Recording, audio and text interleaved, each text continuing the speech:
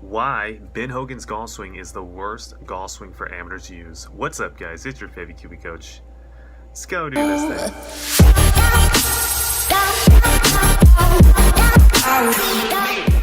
Alright guys, so before all the haters go and hit that dislike button and the hate just starts coming in, let me kind of explain what I meant by that previous statement. So when I say it's the worst golf swing for amateurs to use, I'm talking about a few things in his golf swing that he does to prevent a certain miss, which is the hook, that I think a lot of amateurs are not going to benefit from.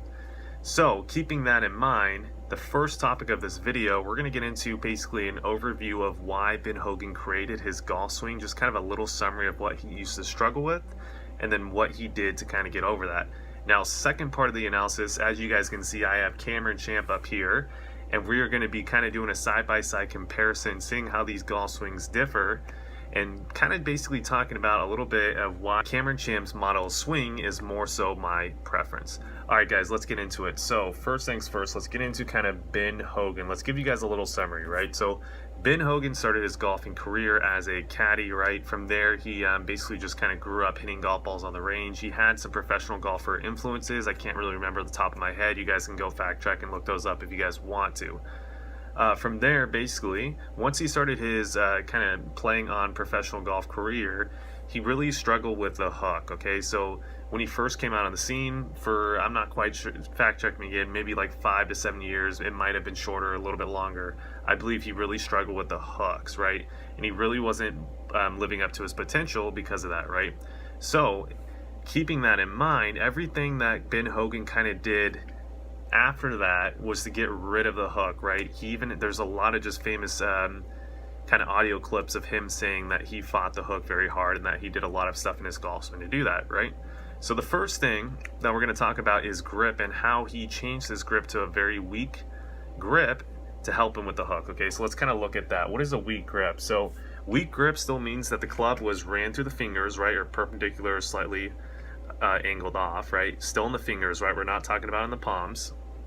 But what I'm really talking about, once it's in the fingers, let's kind of look at the V's, because that's a really easy point for you guys to kind of pick up on and see what he's doing, right?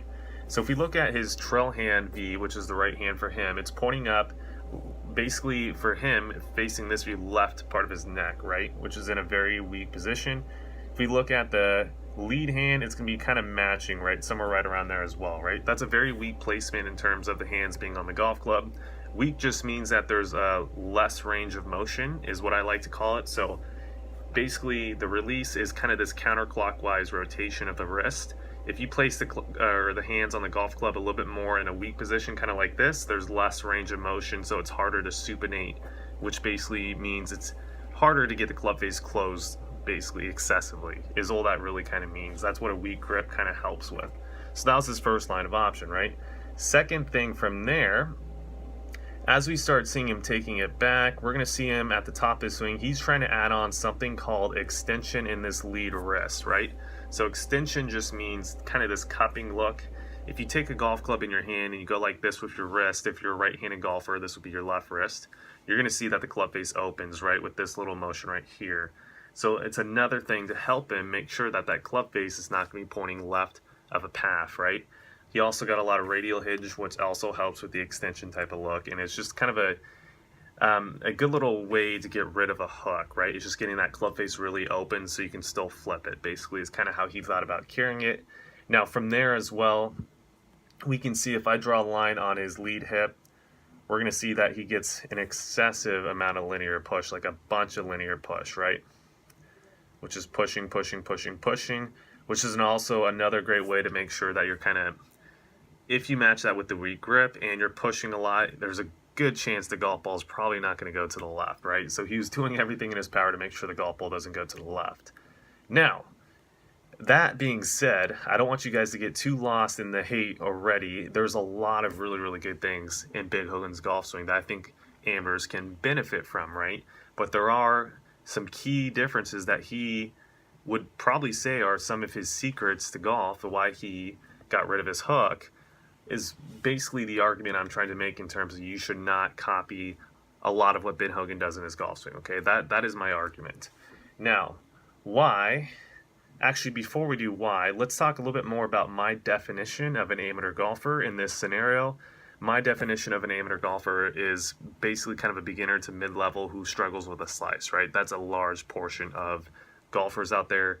Just go look at your local driving range. You guys will see a bunch of slicers out there, right? So that's basically my definition of an amateur golfer right now. And that's what I'm using basically to say that the typical amateur golfer should not incorporate what I just talked about in their golf swings, because they're going to slice the ball even more, which will not help them out, right?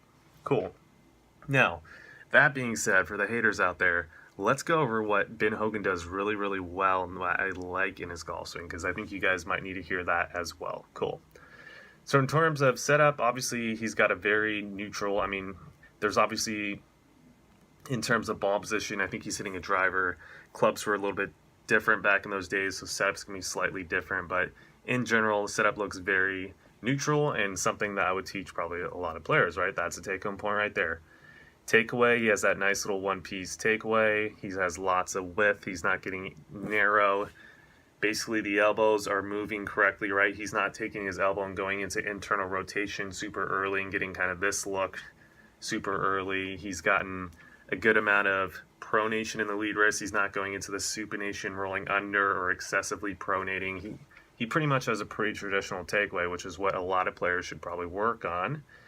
Position 3, he's in a great position here. Down the line, he might be a little flat with the club shaft pitch, but nothing really too crazy. In terms of pivot, this lead knee is starting to kick a little bit internal. This trail side knee is extending. Pelvis line is not dropping too much in the left pelvic tilt and the backswing. I mean, he's doing a lot of great things in his pivot. Maybe a little bit too much radial for my liking. Obviously, way too much extension for the average amateur golfer for my liking as well. But obviously, he was doing that for certain reasons. Downswing, another really good thing that he does is in transition, he's getting that left pelvic tilt, right? That left side of the pelvis is lowering. As he's doing that, he's getting anterior pelvic tilt, or APT.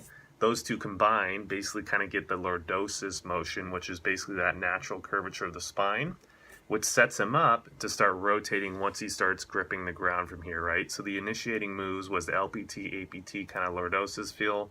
Now he's starting to get into pressure with the ground and starting to create vector forces in certain areas to basically help him rotate and getting him into a really good kind of transition move. Now from here, for my liking, he obviously has a lot more linear push, but what he does, which is very interesting, is he actually gets a lot of external rotation in the lead knee, which helps him get around while he's pushing, which is very uncommon for a lot of players that that push as much as he does. Watch his lead knee. We're going to kind of zoom in here. I'll take him back to the top of swing.